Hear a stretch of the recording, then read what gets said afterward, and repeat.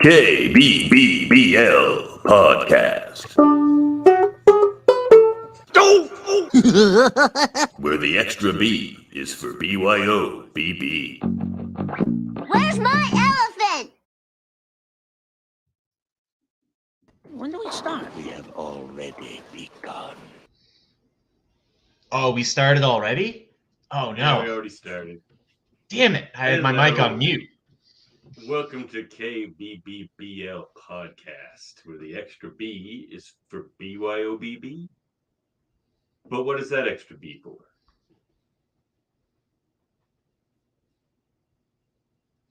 You're still on mute, Francis. Sorry. For brunch, obviously. For brunch, not quite breakfast. Just get a good meal. I am your host. You don't get quite what you would at breakfast, though. No, not quite. I am your host, News Jacques Brunswick, and with me, as always, is a couple of heavy, clumsy things I have a senseless attachment to. Inch lover and domestic situation. Hey, everybody. Do we want to maybe briefly explain what Francis's mic, what's going on with his mic today? Yeah, Francis is on a tablet. Yeah, I don't know. I don't have a laptop at the moment, so I'm using my tablet, and it's lagging like hell. You guys are moving super slow, and the audio is not great. So please bear with me. Just in case anyone's wondering, it's temporary. Yeah, temporary situation. We'll get it figured out. Yeah, solutions are coming. We're here to review season 1, episode 9, Life on the Fast Lane of The Simpsons, written by John Swartzwelder, who's written that previous episode, and directed by David Silverman. Any opening thoughts, fellas? Gotta say, I love this episode. Great episode. Always did. There's so many quotes from this episode that I've carried with me through my whole life, even though it made no sense to me as a kid. I just said them anyway. Same. Brunch. I'll point to brunch is one for sure. Yeah, exactly. That's how old we are, though. Like, brunch was a new thing, and I remember. Yeah, I was confused. I was confused about their confusion around brunch. I'm like, why has no one heard of this before? I remember when there was no brunch. I remember then all of a sudden people were starting to talk about this thing called brunch. The before time. See, I only remember a time when brunch existed. So yeah, I was with you, Francis. I was confused by that gag a little bit because I was like, what's the big deal? It's brunch. You take breakfast, you take lunch, you put them together. You get a great meal. Also, I also feel he's incorrect when he says you don't get everything you would at breakfast, because I feel brunch is normally larger than a regular breakfast. Yeah, because you've waited longer. But it's a more limited menu. Like, but if you eat brunch, you're like, I don't need lunch now because I ate late enough and I ate enough to carry me through. I guess it depends on the establishment, the menu too, because I think sometimes they just like roll the breakfast menu into the daytime menu, and lunch is just it's like the best of both with brunch. I'm a fan, like Jacques. Fellas, it seems a little bright in here. Let's have a sit under the turnip tree. With a cool glass of turnip juice. Well, opening business. Did you guys BYOBB? I did, yeah. But I'm just being boring guy again, drinking dirty blondes. But there's a storm. I was going to get us a sponsorship. We have a problem. Listen, but that's what I was going to say is I'm not only leaning into the dirty blonde, but I think I'm going to expand my repertoire starting in my own backyard by continuing to hit up Nine Locks Brewery. They're an excellent brewery. They're expanding to a new location just across from where they currently are because they're doing so well. They need more space.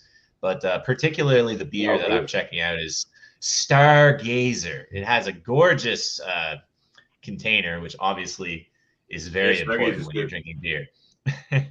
And according to its own website, it's an incredibly light color and a body as clear as the night sky, fruit and citrus notes, slight bitterness. It sounds delicious. So that's what I'm going to try to get for next week. Yep. But I'll give you a sneak peek, everybody. It's like you would like champagne ales too, Baker. I got a long list. I want to try. Yeah. Gotta expand my How about palate. you, Francis? You got nothing because you're still on dry January. Yeah, I'm just back with the Heineken near beer, which is probably the most flavorful, tastes like a near beer that I've had. So I'm just sticking with that for now. Very fine. Yeah, whatever works, man. Look, this isn't something I purchased, but it was given to me, so I'll drink it gladly. And I gotta say, it is the most storied beer in Nova Scotia. Most historic. Yeah. Alexander. Yeah. World famous. The world famous Pride of Nova Scotia, it says on the can here. I mean, it can't lie, can it? Yeah, I mean, yeah. I remember a time when it tasted a little better. There was one point in history where it just got a little bit sweeter. And that's been a lot McDonald's of us switched over to Oland Export. But yeah, I mean, I'll still take my Oland's over Keith's because it's a little less funky. But I tell you, the odd time you're at a bar and you're with somebody and they just want a Keith's, if you get a pitcher of like ice cold, like nice cold Keith's, it is very refreshing. It's a good drink that way. It's better on tap for sure.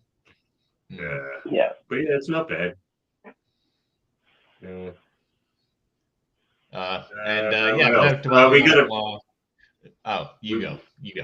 Oh, we got a fancy new rating system, fellas. I'm looking forward to share that with everybody. Oh crap! I got to get that up. Oh crap! How you guys been? What have you guys been up to during the week? I got 5 tattoos since the last time we podcasted. Are you joking, or is that true? No, for the people. They're all on my lower body. I don't want to have. Everyone's really invested in your tattoo journey now, baby. No, another time perhaps, or they can follow my Instagram. But yeah, 4 of them are from the same guy, and they're small filler pieces. One of them, I won't talk about each one because it's too long. But one of them is actually a bowling ball, and it is rolling and hitting a pin, which is pretty damn, I think, appropriate for today's episode. Mm-hmm. Yeah, that is. Yeah. So yeah, a couple small tattoos just to fill out space, you know. You guys see that? Do it again. I don't know if I caught it. What? Oh, there we go. I do see that. For our audio listeners, so that's a chart just came up. Actually, while we're enjoying the shade of the turnip tree, why don't you guys catch up on the past episode ratings now? See what I rated. The very first episode, Simpsons roasting on an open fire. So our new rating system, we're each going to rate it out of story, humor, and heart, and then there'll be the combined score, and then there'll be the grand combined score of all our scores, plus our guests if we have one. Look at that. The very first episode was directed by David Silverman, who's directing tonight's episode. He oversaw quite a few of the... Yeah. Well, we talked about her before. Mimi Pond, interesting figure. Obviously, the only female writer for season 1 and then for the next several seasons, because she alleges that she was locked out of the writers' room because a few of the writers, particularly led by kind of their like boss Sam Simon, wanted an all-male writers team, which is kind of an interesting tidbit, little Simpsons lore for you. I don't know what the veracity of that is. Franny's really breaking down over there on his. Yeah, honestly, like guys, I'm trying to, but like your guys' images are like lagging behind. The audio is splitting up. Like it's really tough for me to even follow what's happening. I'm gonna give another 10 minutes, see if it straightens out. But if not, I might have to duck out for the rest of this one. It's just that's fine. Me and Davan can handle an episode. Refresh your screen. Yeah, I'll try. I think it's just as loud because it's a cheap, like, off-brand tablet. You know what I mean? It's not very.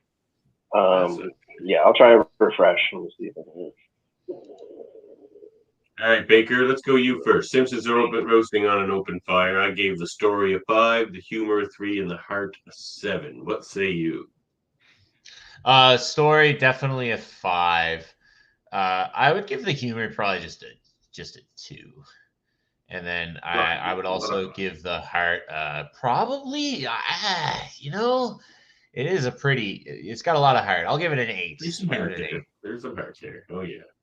All right, Francis. So a little higher than you. Yeah, you get, well, look, we both average a 5. Yeah. There on you that go. episode. Perfect Oh, symmetry. Francis is gone. All right, let's move on to the next one, Baker. Bart the Genius. Francis I gone, gave averages to 2. the story a 4. I gave the humor a 4 and the heart a 4 for Bart the Genius. Yeah, the story I would give it probably just a 3. The humor probably just a 3. And the heart, I guess, maybe I'm just a sap, but I was moved a little bit by some of the moments in this episode where Bart was trying to bond with Homer. So I give it a 5. So again, I feel like, we're pretty close to the same ranking there. Yeah, pretty close. Homer's Odyssey. Right. Homer's Odyssey. I gave the story a 4, the humor a 3, and the heart a 3. Well, the story, I do think this is another one that I would give maybe a little higher than you. I'd give it a 5 just because I love this. I can just base my rankings off of your rankings. That makes it easier, doesn't it? Yeah, big time. No, but seriously, I found the story compelling purely because it is part of like the bedrock of Simpsons lore. It establishes Homer's continuous job. Like he has all these odd jobs that he picks up. He starts and stops, and then the safety inspector, that's like his main gig. So I like that. Yeah. Not a super funny episode. I'll go with a 3 for sure with you there. And then the heart, I would also probably go with you there as well with a 3 because Homer doesn't really follow through with being a safety inspector. He's hired because he's a stooge who's not good at that job. So like Mr. Burns gets exactly what he wants. I don't know. Hey, can you hear us now, Francis? It's about the same, really. I'll probably stay on to do my ratings here, but then I might just pop off. It's really like I'm not trying to be like a downer on it, but it's just like not enjoyable to be doing it in the sense. Oh yeah, no worries, man. Yeah, no worries. I think our listeners probably, it goes both ways. I think for everybody. Yeah. So what do we got here? Francis, Simpsons roasting on an open fire story. What do you guys got? A 5 and a 5. I mean, I'll give it a 4. Humor, I'm with you, Davan. Maybe like a 3. There's a couple good gags, but it didn't blow up the water. Marge, is Marge there? Marge, please. The heart, I could give it maybe a 7 or 8. Let's go 8. 8. All right. Yeah. It's across the board for all of us. That's a pretty unanimous decision there. Solid average episode. Yeah, seriously, that's like the one we can base every episode off. It's either worse or better than that. Not bad, not amazing, Yeah, Bart the Genius, Francis. The story. Story, I'm gonna give it a 3. Humor, probably another 3. And the heart, maybe like a 5. All right, 3.7, the same as Baker. All right, Homer's Odyssey.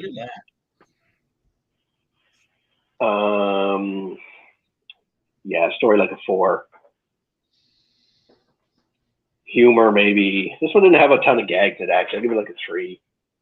The good gags were where they were at Mr. Burns' his like party.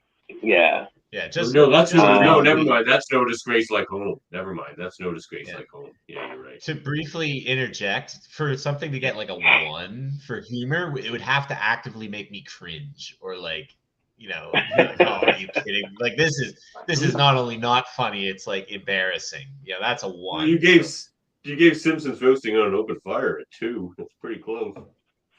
Yeah. You know what? I'm actually going to give the heart like a 6 because the safety inspector thing, that was kind of ham-hearted, but like that whole I lost my job, like The fact that he decides to like kill himself and then decides to live for his family, that's heavy stuff. I'll give that's the in heart this episode? if it's a safety inspector No. one, yeah, because that's why he decides to devote himself to safety, isn't it? Or am I mixing up the episode? Oh, you're right. Oh, No, you're right. he's right. But I raise my still heart am for left that. cold. I'm left cold a little bit because of the ultimate ending of the episode where it's like, what did we learn? I'm gonna give it a 5 on heart. Yeah, okay. Yeah. Revisions are fine. All right. No disgrace like home baker story. It's Probably, I'll go. Yeah, I know. I'll probably give it a 3. I'll go with you, Dav. I also think that this one was decently funny. Yeah, I'll give it a 4. And then for heart, yeah, 3. I'm pretty much with you there, Dav. Ho hum episode. Go up there. Yeah, I mean, the big heart moment is they get a nice TV. Yeah, Yeah. I like how they Like, get the deal. I'm with you, Francis, Baker. yeah. I'm like a 3-4-3 on it. All right, 3, 4, 3. So we've got room to move up with these episodes. That's for sure. There's room to grow here with The Simpsons. Bert the General, I gave a 5, a 7, and a 2. I found that episode quite funny. Baker. I did find the episode funny. I would give the story just a 3. I didn't think the story was all that compelling, but I do agree with you that it was funny. I'd give it maybe a 6, not quite as high as a 7, but the heart probably a 2 right there with you. This is like there's no real moral to this one. It's just a Bart being Bart centric.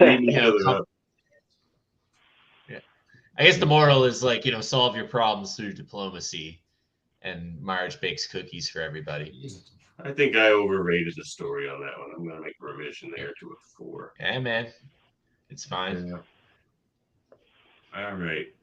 Francis. Yeah, I mean, I'll give the story a 4. I'll give the humor a 6. There was some good gags there, especially when Grandpa and Herman get in there. There's some real funny stuff with the two of them.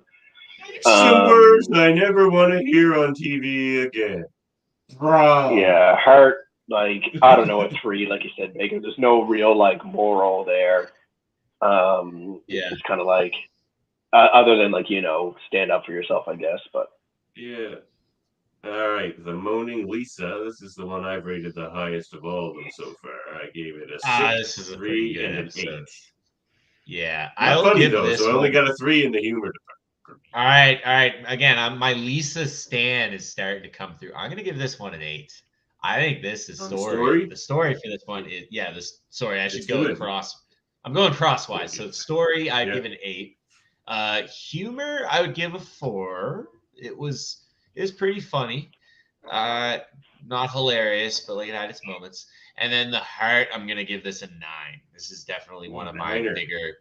This is a huge part of Lisa lore.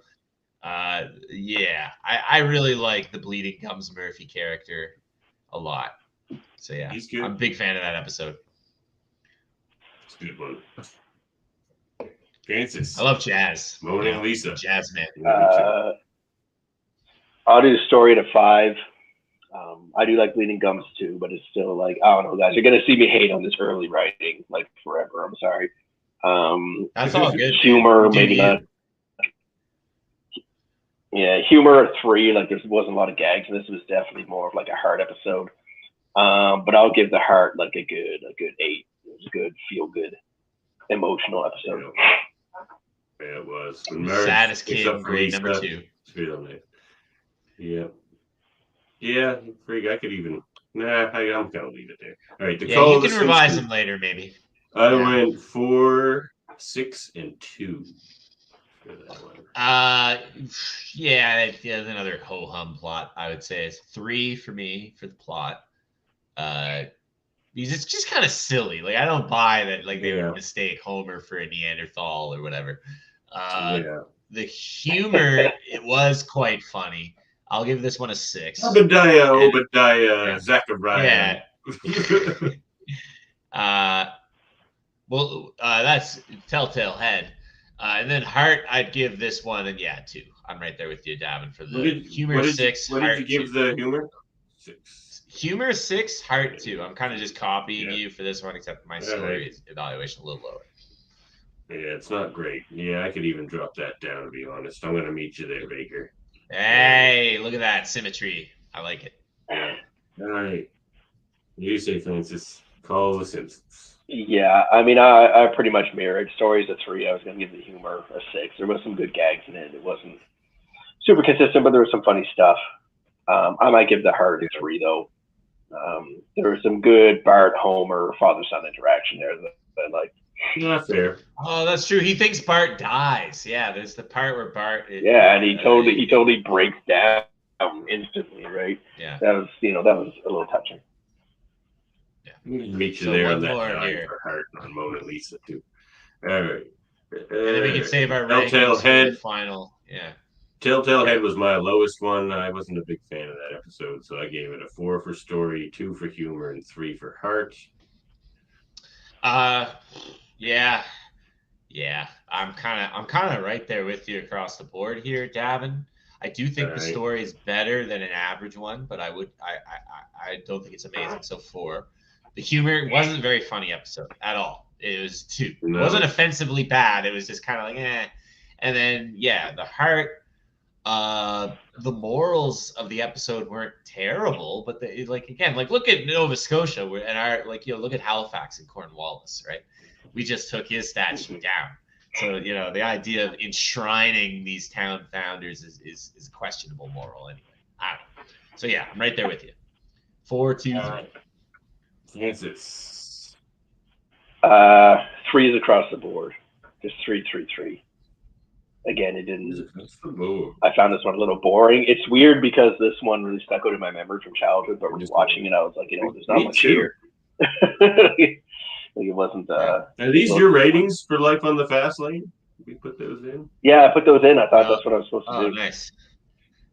Okay, well, yeah, we can save talking about them until after our episode evaluation. But yeah, that's fine. Yeah. You and I will rate this one later after we talk about it. Yeah, I'll just wait until after we get into it because I'm sure something will kickstart my memory. Yeah, you gonna duck out, Francis? Yeah, I am. Sorry about that one, boys, but I'll catch you next week. Davan, me and you'll figure out something. Even if I come over to your place or whatever, but we'll figure something out. See, we gotta start a Patreon so we can get a mic for Francis. Exactly. Or just even like a laptop, just because this is this thing, even to pull up Facebook is super slow. I should have predicted that it would be cruddy for this, but a mystery box. You want to stick around, Francis? What was that? Sorry. Your phone will work. Yeah, no, I'm not gonna do that. Sorry.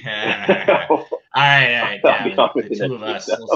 Let's do this. All right. Catch you next week, Francis. All right. Good night, buddy. All right. Let's get into this episode. Yeah, let's do it. Let me take down my little thing here. All right. So let's get into the synopsis. Well, you know what it's time for. Yeah. It's time for a breakdown. Don't mind if I do.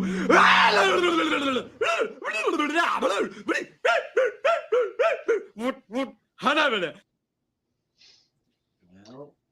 our introspection. Did you catch anything? To me, there was no intro. Just a couple. It just skipped. Yeah. In the house. The version that I saw, it just skipped. I think that has to do with the fact that this episode may have had more minutes. Great.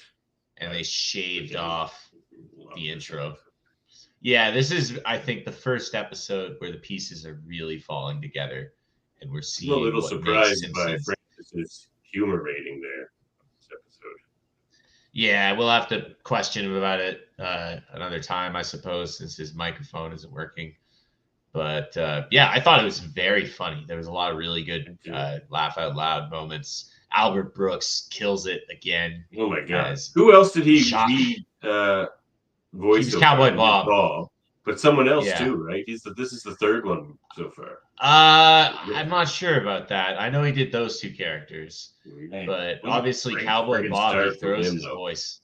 Yeah, he's excellent voice actor, excellent actor. He's in a lot of great stuff. Yeah, super impressed by the characters he's doing so far. Like the two first best guest characters Marge, so far. yeah, first Marge episode. Really, this is the first episode I think we see focused on her. Yeah, so it's Marge's birthday, and the kids remember, or at least Lisa, and then told Bart.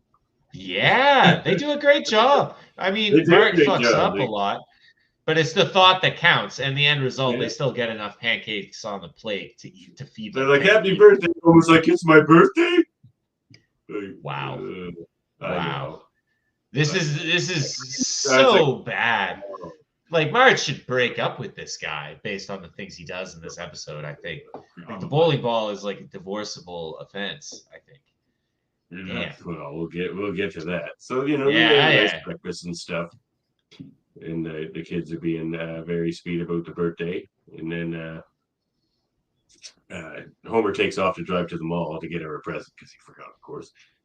And she's talking to Patty and Selma, and Patty and Selma are just like, so he's just gonna buy another present for himself. Like, remember the last time? Like, but really quickly, I lost it. And they do this gag, I think, a few times. Like, I know Lionel Hutz does it one time, but where Homer is just like, I'm just gonna go and stretch my legs, and you just hear him like move his feet, and get in the car, and start the car, and drive away. Like, that's again another example of how the writers. Yeah, there's no dialogue and there's no visual. It's just a still shot of the other members of the family in the room.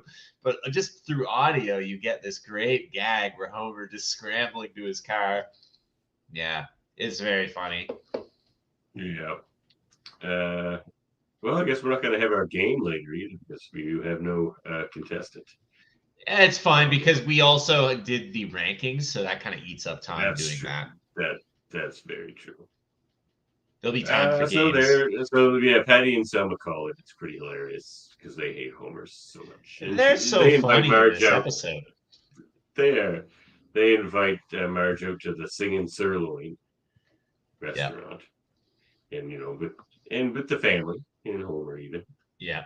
So then they're at the restaurant later at the Singing Sirloin. How we danced on the night we were wed, my baby. What a lovely way to say how much I love you. Nearer, my God, to thee, nearer to thee. That's a hilarious gag. That's all the stages of life, basically, on tables next to each other. It's like the dating couple, the married couple with the baby, and then death. You know? I did not catch that. That's really good, Davan. I think you're right. That's like the stages of life. But also, so awkward to have it all like next to each other in a restaurant. Can you imagine like being in that situation? That's so awkward. Two observations. One, they better be paying those waiters well. Damn, that's a tough job. And then same says he'll play. Well, but again, time is also a concern. We'll see how we do. Yeah, we'll see how we do there. 3 though, or 2. I'm terrible at counting, evidently. The other observation is, are they mourning the guy's pumpkin head? Like, like the final table, like clearly they're mourning a dead person, but to me, I just kept getting distracted by that guy's, that character's head. Looks like a pumpkin. Which Simpsons actually has a gag about a person whose head looks like a pumpkin later on, if you remember that random TV show. Anyway, look at him wolf down that grissom. It's an accident waiting to happen. Do you know the Heimlich maneuver? No. Good.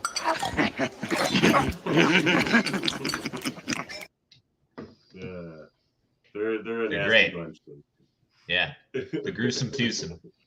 Yeah, they are. I should have named myself Accident Waiting to Happen. Yeah, maybe that's a good one. That was Francis today with his old tablet. I'm saving it for a special occasion. What the hell are you talking about? There's gallons of it. But this occasion is already so special. If we made it any more special, we might end up making it less special. Gotcha. Told you she liked mine better. Yeah, Bart gets her a big gallon jug of perfume. Who knows what it really is? God knows. And Lisa gets her like a homemade card. Very sweet. Yeah, which is very nice. It's again another hint that Lisa's a genius, or a very talented creative mind. But the two of them, it's the thought that counts. Bart, he's he doesn't have a lot of money, so spending $4 on his mom is, I think, pretty commendable. And he got something that he thought that she'd like, right? So good for them. It's like if she pulls it off and she smells, it's like that the recoiling motion. Really hard liquor. Yeah. Ooh. Smells like pure gasoline. Yep. So then Homer's is like, well, she hasn't opened my present yet. And he lugs it over because it's super heavy. What was he thinking? What was he thinking? Like in this one, this is probably the first time maybe I'm like actually very mad at Homer. Yeah, it angers me as well because he clearly did. Marge later points this out. He clearly did intend to get this for himself. It has his name on it. Is this his name? So what was he thinking? Clearly Marge is going to be upset by that. I don't know. It just shows how emotionally tone deaf he is. Yeah. Beauty, isn't she? Well, it's hard for me to judge, since I've never bowled in my life. Well, if you don't want it, I know someone who does. Ouch. Right away, too. Yep. I know. It's just very angry. Yeah. What can you say? Stupid move, Homer. So back at the house before bed, he's trying to make excuses for himself. Yeah. Does he not enjoy sex? Does he just want his wife to hate his guts? It never, let alone sex. Just does he not enjoy quiet domestic life? He wants to. Sorry, I could go on about this all night. It's so I know baffling. it's angering. Then he drops it in the cake because it falls. Yeah, that's just the cherry on top, so to speak. It is. Yeah, of his disgrace and his dishonor. Yeah. He's no Klingon, I'll tell you. No. So then Marge is like, I'll just get back at him by actually keeping it and using it just because he wants it. And then she goes to Barney's Bowl-O-Rama, a classic location here in Springfield. Maybe the first time I think we've seen it. Probably the first so. Barney's Bowl-O-Rama. And do you know the connection between the Barney that owns the Bowl-O-Rama and Barney Gumble by any chance? Is there one? That's what I'm wondering. I don't know if there is. Oh, I don't think there is. I think it's a strange coincidence, though. Two Barneys. But. Yeah, the Barney that owns Barney Bowl-O-Rama has a couple funny moments too, mostly based off of him riffing with Homer, where he's like, "Homer, did you put your head in the ball shiner?" He's like, "No."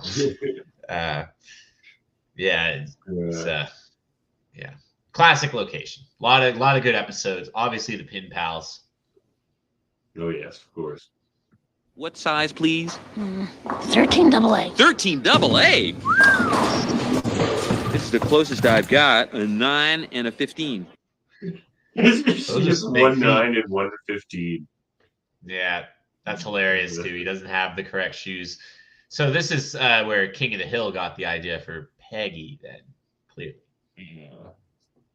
That's it's funny when she first shows up to. He's like, shoe size. She's like, none of your business. Yeah, Marge's so old-fashioned. I know. But also, that's well, it is embarrassing. I think even today, if a woman has big feet. 13 feet, they're big feet, and that's fine. But society teaches people to value smaller, petite feet quite often. So I can see why that would be something that if you have big ass feet, that it would be embarrassing if somebody was like, "By the way, what's your size?" But you'd have to ask a foot fetishist which is the best type of foot. Well, that's a good question too. I bet you there's foot fetishists, small feet and the big feet. Depends on the person, So then she starts bowling, and she's very bad at it, and she only knocks one pin over, and she really lobs the ball. You're not supposed to do that. She throws it overhand, and it bounces all the way to the end. That would really bust up the lane. not quite appropriate there, Marge. I mean, you can clearly tell the other people aren't throwing it that way. Like, what is she doing? Anyway, so Just releasing she some sees- anger, I guess. she looks at the next lane, and there's a handsome Frenchman getting some strikes or dashing. some spares. Yep, he wins. He has a pretty slick little line to the guy he just beat. He's just like, and 120 pins later, I am the better man. Yeah, it is pretty He's slick. great. I love everything he Yeah. says. He's my favorite guest character. So He's far. a great character. He does reappear a few times. Like he's a member of the Home Wreckers, which is one of the bowling teams that the Pin Pals play against. Oh, right. Which has what's her name, Princess Jasmine, who Homer dances with in that one episode on the table where Bart spots Cashmere. Yeah, Princess Cashmere. That's it. And then I think also the two. I can't remember the other two. I think it's the two ladies that Ned and Homer marry. But no, that can't be right because the chronology wouldn't line up. But yeah, great character. Did you know, this is fun, they were going to call this episode Bjorn to be Wild, like Bjorn, like the Nordic spelling, because they originally wanted to have Al Brooks do like a Swedish character. But then during the development, they just thought it would be funnier if he was doing a French accent, because the idea of a French, like suave seductor, like it just is funny. But he's a bowler, which is like the unsexiest thing ever. So that's pretty funny. I beg to differ. So slick, those cool shoes that they wear and their fun jacket. I don't know. That's just me. I like bowling. But yeah, they almost went with the name of the episode as Jacques to be Wild, which of course it was called that in England. It's still, they went with that. Oh, really? So it slipped through there. I think it was a good call to change the title because it is a good double play on words as it currently is. Life on the fast lane, like the fast lane, like a bowling lane, but also like that Eagles song, which is about two people hooking up and fucking, I think. I don't know. I don't really listen to the Eagles. Probably. I don't really like the Eagles either. I think they're overrated and overplayed. Last Resort. The Last Resort. That's a good song. Listeners, check out The Last Resort. So, yeah, then Jacques sees Marge looking at him. So he's like, oh, that woman. So he goes over. He is. He's like Pepe Le Pew. He immediately, his dick is like a compass arrow pointing him towards Marge. But this is like... I'm awfully sorry. Entirely my fault. That's another thing I've said my entire life. Entirely my fault. Yeah, he's fun to quote, Jacques. He talks so suave and debonair. He's very fun. Here, use my ball. No, thank you, Mr. Brunswick. Call me Jacques. Jacques. Okay. Marge. Fun fact. We have the same fun fact here. Yeah, you share it because I already did a fun fact. This is hilarious. Brunswick is not his last name. Yeah. They are a legit bowling ball company in the world. Yeah. They are one. Yeah, and of course he would have one because he would have a bowling ball like that because he's a pro bowler. So it's also just so funny, not Marge. a French last name. It's like, No, well, yeah. Brunswick. I am Brunswick. Brunswick. Yeah, it doesn't really work. No. Many people have senseless attachments to heavy, clumsy things such as this Homer of yours. Ooh, the subtext. He knows already, I think, that Marge is married. Oh, he totally does. She She probably has a ring on. Well, yeah, she does. But also, like, he seems like he's pretty perceptive. The ball is not... It's a heavy ball designed for a man. I agree with Sam's observation, by the way. Any sport can be sexy. It depends on who is participating in the sport and what you're attracted to. I suppose that's true, yeah. Fair points. Fair points, boys. I think Jock's pretty slick. He's a slick customer. So he's going to give her a couple quick tips because he says he's a professional and he can help her bowl. I can help you, Marge. Pick up the ball. Pick up Homer. Pick him up. Pick up Homer. I love it. But this is one of the best quotable lines. This is another one I've said forever. Throw. But Throw, damn you. Bro, damn you. Yeah, I love this one. He's just I also so love intense. He's so intense about yeah. his I keep flirtation. emphasizing this. Yeah. Oh, he's so passionate.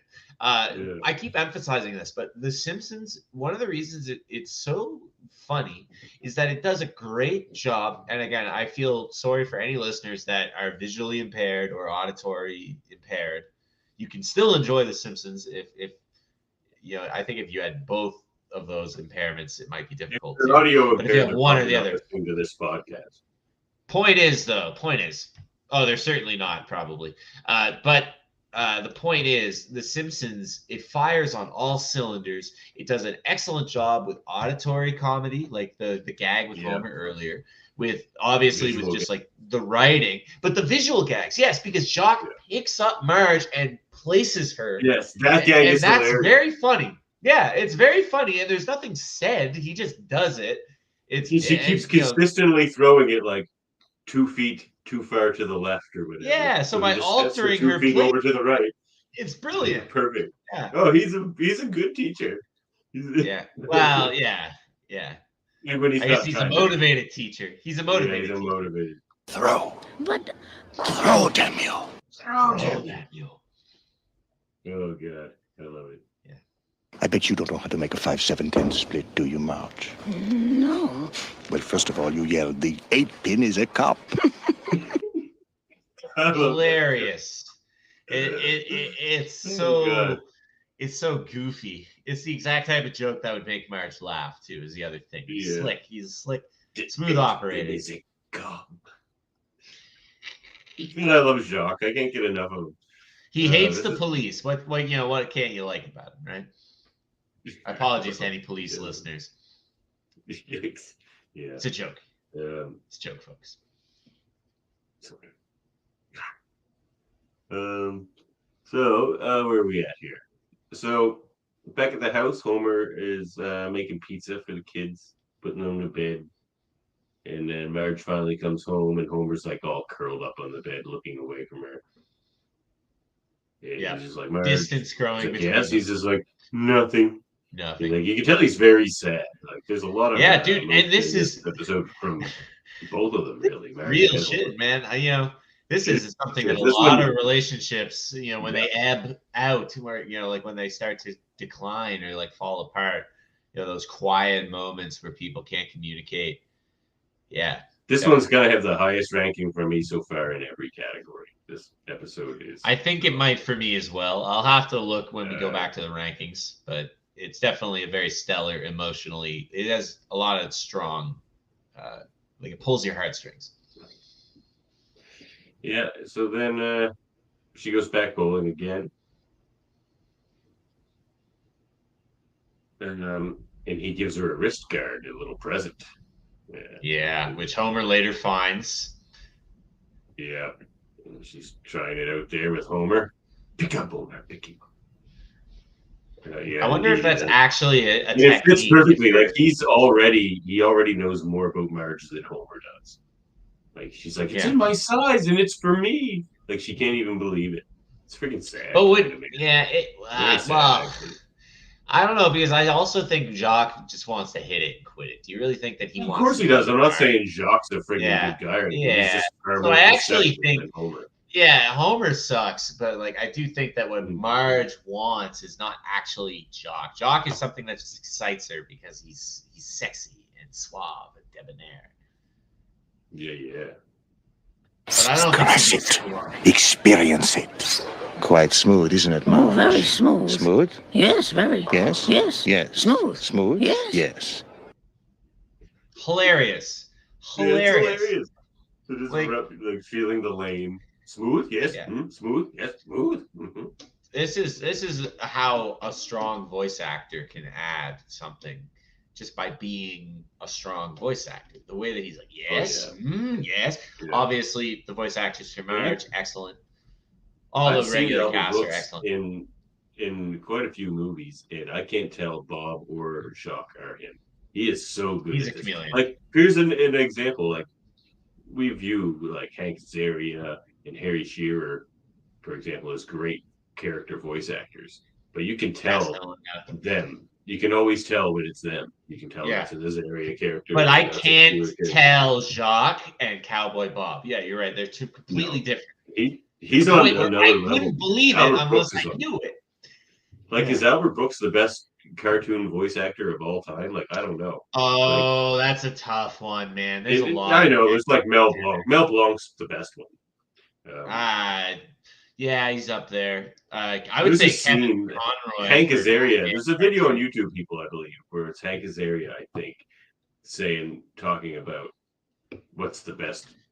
Who's the guy who voices Ren and Stimpy and Fry? And he says, no, it's not Ren and Stimpy and Fry. Hear me out, well, no, I'm not. I'm just saying. Hank Azaria says that there's this scene, and I know this scene, you may too, from the Looney Tunes. And it's a scene where it's Bugs Bunny talking to Daffy Duck, but it's Bugs Bunny doing an impression of Daffy Duck talking to Daffy Duck doing an impression of Bugs Bunny, and Hank Azaria is just and he does this whole thing live. Mel Blanc, he's like, you can't understand how hard it is. Hank Azaria says, to do an impression of an impression, and then do two of those in a single scene, and Mel Blanc was crazy. Go check that YouTube video out. Yeah, I'll have to check it out. Something interesting from Sam here. Sam says Bart's voice actor does Chucky from the Rugrats. I did not know Nancy Cartwright was Chucky. That's interesting. Yeah, she's very talented as well. Very talented actress. So then Jacques gives Marge a drive home this time. Meet me tomorrow for brunch. What's brunch? You'd love it. It's not quite breakfast. It's not quite lunch, but it comes with a slice of cantaloupe at the end. You don't get completely what you would at breakfast, but you get a good meal. Get a good meal. Another classic line that we've selling brunch so hard. Yeah, selling it so hard. Oh yeah. If Francis isn't, but I'm not a big cantaloupe fan, to be honest with you. So the slice of cantaloupe at the end doesn't really excite me. But a lot of people are, and it's not. It's nice to have breakfast over brunch. Francis is a brunch fan. He said before he left, but at a good brunch place, you can get breakfast. It's just you don't have to wake up as early if you feel like being lazy. Get a nice brunch, midday brunch. So then next day, Marge is making sandwiches for the kids and for Homer, and Homer tries to have an emotional moment with his wife, and he's like, Marge, I just wanted to tell you that your jelly doesn't drip all out over the sides on your peanut butter and jelly sandwiches like all the other dudes' wives.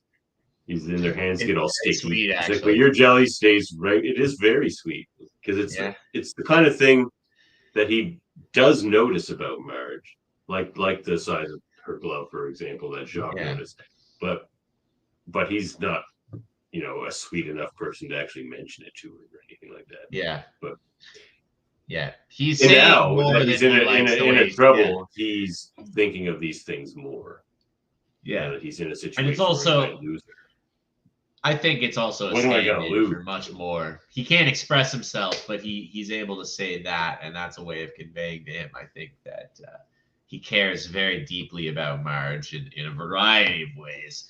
And then when he says that, also, right? I don't believe in keeping feelings to myself, like he's saying there, like I want. That's the most communicate, emotionally aware thing Homer, I think, will ever say in the history of this. Yeah, it sucks that he had to put Marge through the ringer and basically lead her to having an emotional affair to get to that point. But he does seem to realize that he needs to appreciate Marge more. So that's he doesn't last. It doesn't fucking last at all. It depends on who's writing Homer, in the episode. I guess, but definitely. But, then he's just goes back and forth. Goodbye, my wife, and that's kind of a heartbreaking moment there. Because he's almost I think Homer for the last thinks, time. He knows she's going somewhere. Yeah, he knows there's something happening. Glove. He's not a total idiot. He knows somebody got her that glove. Oh yeah, yeah. So then they do go to brunch. Marge and Jacques. And of course, who would walk up? Who would notice these two crazy kids having brunch? But of course, this lovely lady right here. Marge Simpson. You remember me, don't you? I'm Helen Lovejoy, the gossipy wife of the minister. Oh, yes. Hello, Helen. Hello, Yes, he Helen. likes the minister. I love that she characterizes herself as the gossipy wife of the minister. Like that's her job. This is to the first be a time we see gossip. her. Yeah, this is, and she Yeah. is an excellent character. Won't She somebody is. think of the children? Like, look at her. She Uh, even looks like that gossipy type. Like they draw Yeah. her perfectly. Yeah, she's a those great eyes. character. I Why, isn't love that Marge Jock. Simpson over there having brunch with a man who isn't her husband? And I just had to come over and say hello. Of course she did. Dude, Yeah. I love Jock's comment. Let's hope something. Oh, I runs have that. over I have her." that. Like a friend there. Let's hope something runs over her. Your laughter is like music to me. But if you laugh at what I say next, I will die.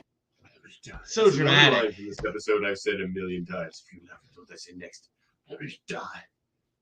So I like smooth. that. I love Shaw. Like if you said that with a less corny or well, I guess if you have the accent, you can't help it. But like that line, Yeah, your because it's not laughter is corny, like it's music your to actual me. accent. It's very suave. That's a suave line. It is. He's really charming. He wants to strike out tonight. He does. And then he says he wants her to come over to his place at the Fiesta Terrace. Yeah, As dude. soon as she Even hears the name of Fiesta this Terrace, she place. faints. Yeah, I know. The Fiesta Terrace. It sounds like a sex palace. This is such a good episode. Yeah, this is very funny. Very so funny. then, in her dream, while she's unconscious, she faints. ballroom and then has dancing, and it has this Yeah. nice tone. I love the color. I colors that do he as chose well. uses. Yeah, like with mostly her pink gray hair tones, and then the pink and red hues. Yeah, Very nice. I love this little Yeah. fantasy. I'm sure you Very have a nice. sound clip for it, but his trophy I collection. do. I cackled do like a indeed. loon at that part. Oh yeah. You certainly have a lot of bowling trophies. I like you so much. They're not for bowling, Marge. You're so naive. They're for lovemaking. Oh, my God. He's like he's nagging her at the same time. Like he calls her naive. He has that line about how you are so wonderful. You thought they were saying something offensive. Like I will say her at the same time. naive one. That is a fantasy. That's So, a fantasy. True. But you're right. He is kind of condescending to Marge because he Yeah. Marge is kind of simple, and I think that Yeah, Jock yeah. senses that. I think that's what kind of turns him on is the thrill of the chase. That's Yeah. he thinks she's an I think easy target. Well, I don't even know if he thinks He loves she's the an easy chase of a target. married woman. He loves that. That's what I'm chase. saying. I think that he loves likes that she is married and that she's kind of innocent and naive, and he likes the idea of corrupting this housewife. Well, you know what he says. To the most beautiful moment in life. Better than the deed, better than the memory. The moment of anticipation. It's another line I've used a million times in my life. I think I've just tried to quote him and be Jacques Brunswick. I've quoted that one a few times as well. I knew Jacques Brunswick. That's great. Simpsons Pepe Le Pew. So you cut to Jacques' apartment and he's getting ready. Not quite as glamorous as Marge's imagination. Got his bum crack sticking out with his towel there, all very sexy. Yeah. Oh, Jacques, you handsome devil. Look at you. You're really going to strike out tonight. We didn't cover it, but he screams there. But another gag, a moment I loved is when they were on the floor. Onion rings? He's like 4 onion rings. But he's so like, loud. I'm hungry, Marge. Like, yeah. 4 onion rings. Like, so that's the bowling alley guy that came out for 2 seconds. But he's not trying to be the slick. Well, but also I read online there were people speculating that he's not actually French and that was him breaking his accent. I don't know about all that. That seems kind of like a stretch, but whatever. Maybe. The thing French is, though, he accent is talks kinda to sexy. himself in a French accent in front of the mirror. So I think he is just a French man. You do too. Living in I Springfield. think that was just his bowling alley guy come out for a second because he's still he's trying to be this very cool Frenchman, but he's kind of like this skeezy guy that hangs out at a bowling alley. That's who Yeah, he really yeah. Well, and he's trying to sleep with a married woman. He's not a good guy. He's kind of a scumbag. So then the big scene where Marge is driving to Fiesta Terrace, and the most hilarious sign: nuclear power plant this way, Fiesta Terrace this way. The only two things on the sign are the two places he has to choose between. Clearly, that is a joke. There's not any way that sign, like, yeah, it's just like really hammering home. You have two decisions. Yeah, very funny. So, where are we at? So yeah, it's like she'll drive one way, she backs up, she drives the other way, backs up, and then she just sits there, and it cuts away to the nuclear sees a power bunch plant. of couples and family related images. Oh, that's funny too. Yeah. She drives past like the store of two skeletons. Not you, Charlie. Holding hands and stuff like that. But then she goes to ultimately she goes to the nuclear power plant. Yeah, for one of the very sweet. Let's see. Hey, what'll I tell the boss? Tell him I'm going to the back seat of my car with a woman I love, and I won't be back for 10 minutes. 10 minutes. Oh, yeah. Even as a child, like, see, that was one of my first introductions. That was one of my first introductions to the idea of like sex, like premature ejaculation being funny, or like, you know, like not lasting a long time. Because I remember even as like a 12 or 13-year-old thinking about it, like, oh, that's like, because he's out of shape. Like, yeah. Have you ever seen An Officer and a Gentleman before? Cousin Dave loves the dream sequence in this one. Yeah. Oh, yeah. It's excellent color tones. No, I don't think I've seen An Officer and a Gentleman. I haven't either, but according to my sources, which is the internet, according to the internet, this closing scene is a reference to An Officer and a Gentleman, where Homer walks in. And you can tell it's a reference to something because everything's very specific in the music. Yeah. And like it's very different than the rest of the episode. That music, that's it what makes like the end of the Wonder Years or something. Yeah. But, well, we talked about it already a few times. One of the reasons Simpsons is great, aside from just being funny, is that it's a cultural touchstone that really, really, like, the references are top notch. They're not only funny, but they're often like observational. They add something to the original that they're commenting on. They introduce people. Like, I've never seen An Officer and a Gentleman, but I kind of want to watch it now just so I can compare. You can learn so much from The Simpsons, and we did. Yeah. Oh yeah. And I did. Nothing had the cultural effect of The Simpsons for like people our age. Like, I think, yeah. I know so many people that are informed by The Simpsons in so many ways. Oh yeah. Comedically, but also culture, history. So that's the end of the episode. Friggin' good episode. So I think very this is going to be a pretty obvious segment, but we'll do it anyway, even just to hear the sound. Send in those soulful and doleful schmaltz by the bowlful. They're already here.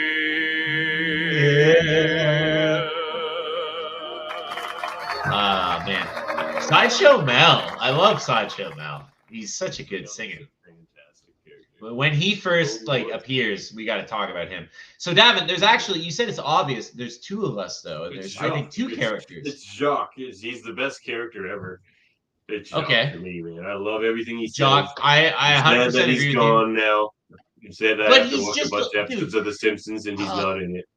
But no, but he's like Hank Scorpio or Cowboy Bob or all these other great one-time characters. I think it's almost diminishing returns. You get just enough that he's just memorable and he sticks out in your mind. Maybe they could have done one or two more episodes with him, kind of like that would have been as good. You're 100% right, but I just love him so much. Well, as Homer's brother comes back, once. But there are two other characters. We talked about Helen Lovejoy already. She's amazing. Yep. Introduction of Helen Lovejoy. The other character, do you know who else gets introduced?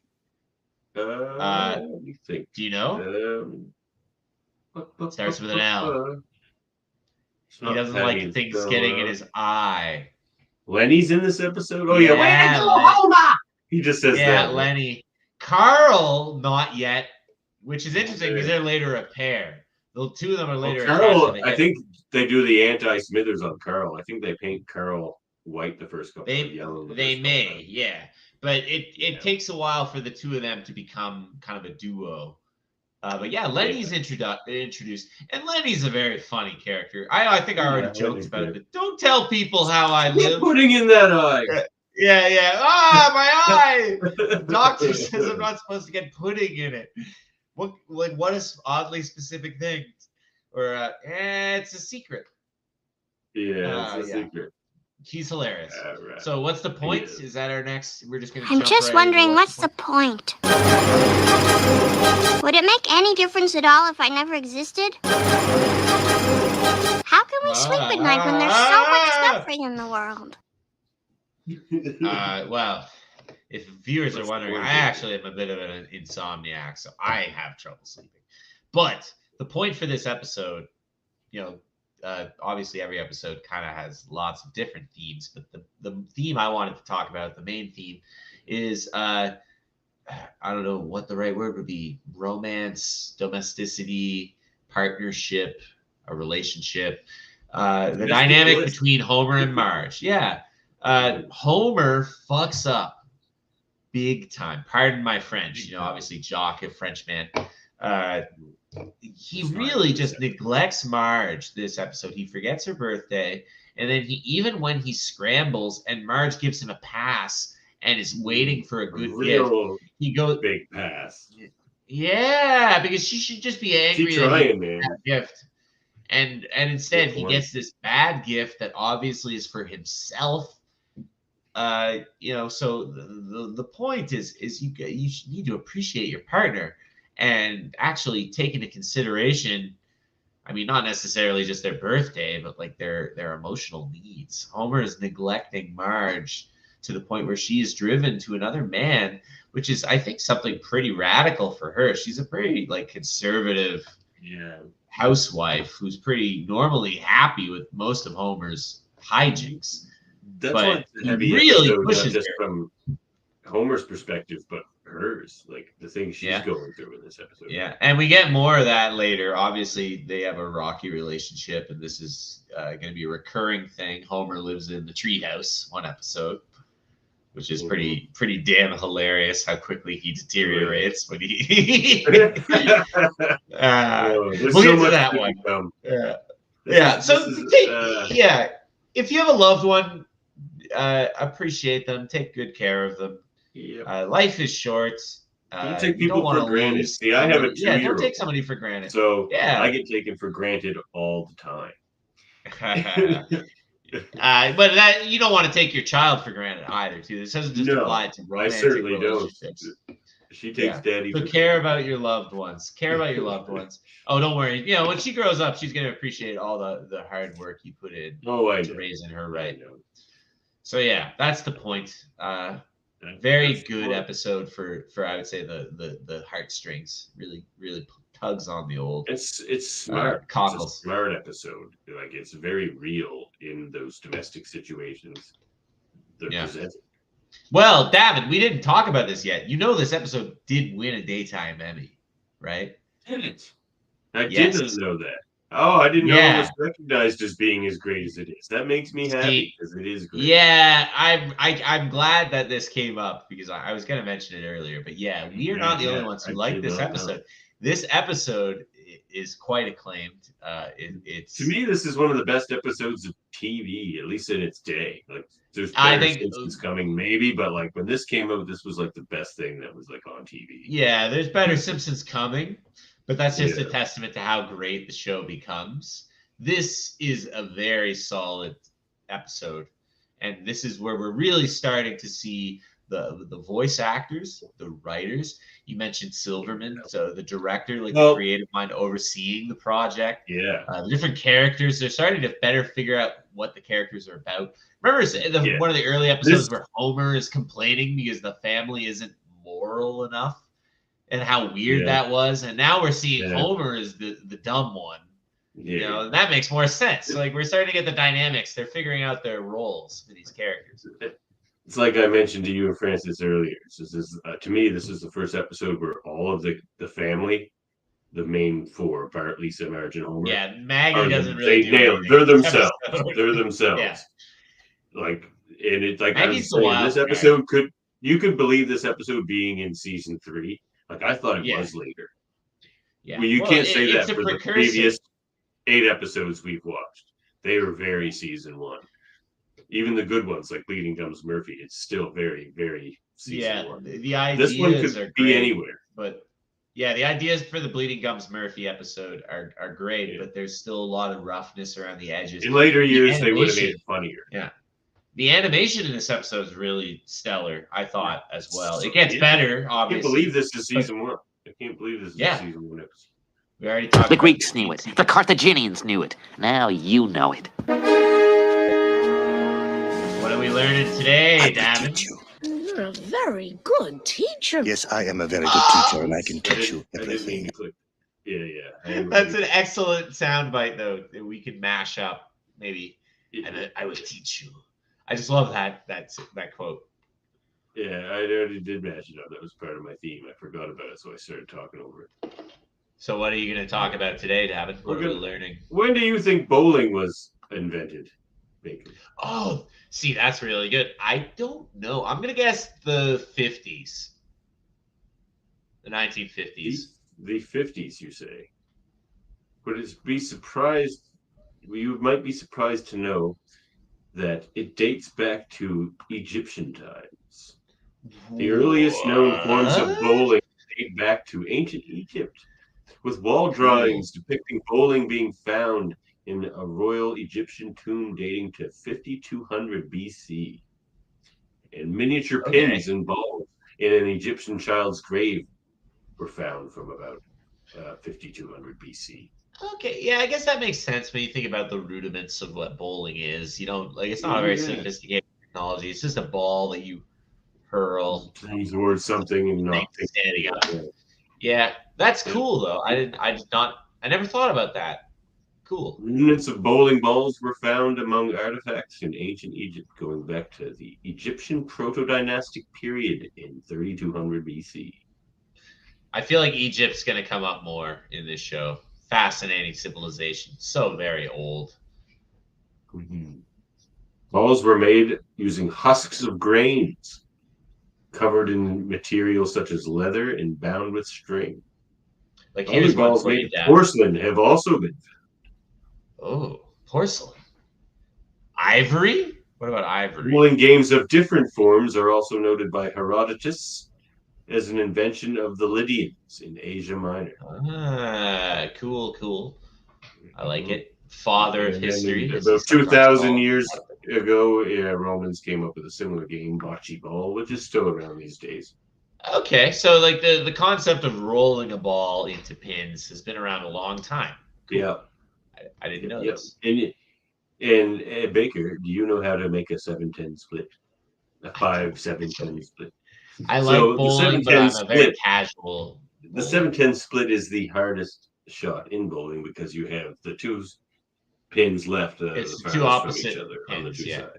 Yeah. And the 5-7-10 split is when you have one in the middle. So there's one in the one in the middle and the two at the edge. So you knock the one in the middle over to the one on the one side, and somehow that one rolls all the way over. Kind of get it to spin, I would imagine. Yeah, but you have to do that with just the ball in the 7-10 split, where it's easier to have a pin knock into a pin and have it roll weird, but to hit that pin with a ball and have it roll sideways, very tough. So 7-10 split, it can be done. I watched a couple of YouTube videos of people doing it. Pretty impressive. Okay. Gotta say. Okay. Interesting. So we're gonna skip the trivia for tonight, but look at my new name for the trivia. I like that. Bold questions I like that. Let me ask you a bold question. I have a bold. You may even find it shocking. I don't find that shocking. All right, we're gonna bring our scale back up and rate this episode. Yeah, I'm very excited to rank this one. All right, I'll go first. Yeah, because I love it. And I'll Well, Yeah, and I'll just base mine off yours. We'll go. Yeah, one by one. Story. Yeah, one then by one. yeah, we'll each Story. do story. Okay. So, story on this one, God, it's real and it's very good. I'm gonna give it an 8. Yeah, I would give it I give it a 7. Not like the story is not what I loved about this episode. Is the humor and the heart more so, but it's definitely still a great story, and it's very real. Like you said, this is something a lot of people can relate to. You know, The humor. I'm hilarious. Oh God, I'm good. I have a feeling there's eight or funny a stuff 9 coming. for sure. I'm gonna give it an 8. Yeah. I'm reserved giving it a 9. I'll give it an 8. Very. Because I know there is episode. crazy stuff coming. Like, is this episode as funny as the Frank Grimes ones? I doubt it. Yeah, Frank Grimes is a 10. Apparently, and I didn't know this. That's just something we came Homer's up with Enemy. chatting. But apparently, that one is recognized as the funniest episode By a lot of people, yeah, for sure. Yeah. Homer's Enemy. And it's another good example. They did have a couple times where, like, I know Frank Grimes' son appears, but the actual character Frank Grimes, he died. Spoilers, everybody. Yeah. I don't think anybody listening to this would be surprised to learn that. Mr. Following along he's a the first one-time time. character. Another great one-time character. They don't need to overextend these characters to make them hilarious. Because they're good enough writers to come up with new great characters. Exactly. They have confidence in themselves. And even if it's the same voice actor, they just give them somebody new to do. The heart, I'm curious. I am gonna give this one. Geez, I might go 8 across the boards. Is it has quite as much heart as the Moaning Lisa? It's definitely comparable for sure. Yeah, I'm gonna give it a 9. Yeah, I'll give it an 8. I'll give it a little bit lower than the Moaning Lisa, but I also think that this one has a lot of heart. The only thing that leaves me wanting more. Yeah, you're right. I'm gonna meet you on that. Yeah, I wish there was a little more of Homer. You know, like he compliments the sandwich. Averages. You know, I wish he did a little more like of a I'm sorry I messed up. Like he should have bought her a new birthday present for starters, or taken her out bowling. Like I'm surprised that's not something the two of them started doing together, since he likes bowling. He would never think to take her. That's the problem. Yeah, poor Homer, so dumb. But I definitely loved this episode. Very solid. The only reason I'm hesitant to not give higher rankings is because I know how many funny episodes there are coming up. There's great stuff coming. It's tough. I'm excited. That's why we can always revise things later if we ever happen to see something. We can always make addendums. Yep. You can find us on YouTube, Facebook, and Twitch. You can contact us at kbbbl.podcast@gmail.com. The audio-only version wherever you get your podcasts. We are also a proud member of the United Federation of Podcasts. We got lots going on in this federation. Did you know that, Baker?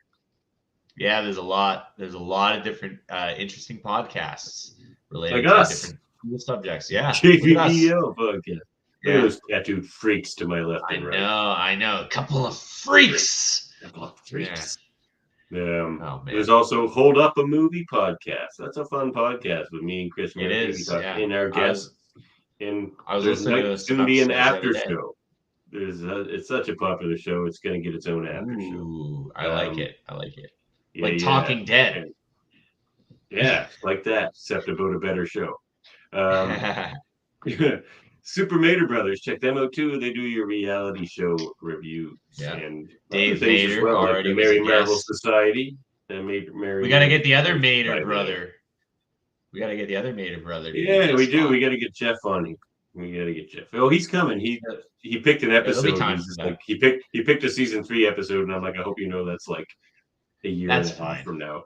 No, it was like a season 5 episode, and I was like, it's like 3 years from now or something like that. We're gonna have a lot of guests. Ideally, over time, we're gonna get some fun, like little guests, celebrity guests. Right? Who knows? I make things happen like that, like on the X-Rated podcast. The voice of Rogue, the voice of Storm, the producers of the show, an artist of the show, writers of the show.